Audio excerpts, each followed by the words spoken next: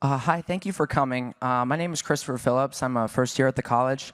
My question is for Mr. Stelter. You've all spoken extensively about Fox News being a purveyor of disinformation, but CNN is right up there with them. They pushed the Russian collusion hoax. They pushed the Jussie Smollett hoax. They smeared Justice Kavanaugh as a rapist, and they also smeared Nick Sandmann as a white supremacist. And yes, they dismissed the Hunter Biden laptop affair as pure Russian disinformation.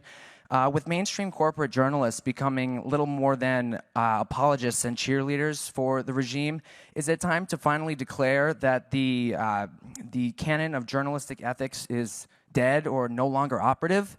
All the mistakes of the mainstream media, and CNN in particular, seem to magically all go in one direction.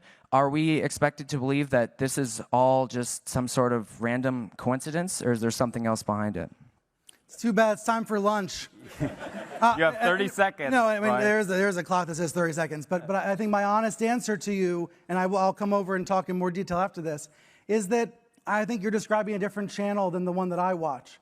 But I understand that that is a popular right-wing narrative about CNN. I think it's important, when we talk about shared reality and democracy, all these networks, all these news outlets have to defend democracy. And when they screw up, admit it.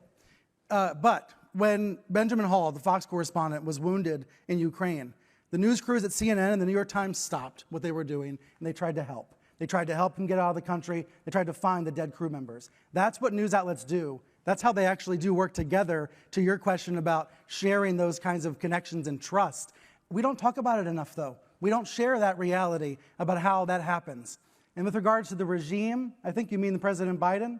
The last time I spoke with a Biden aide, we yelled at each other. So that's the reality of the news business that people don't see, that people don't hear. They imagine that it's a situation that it simply is not.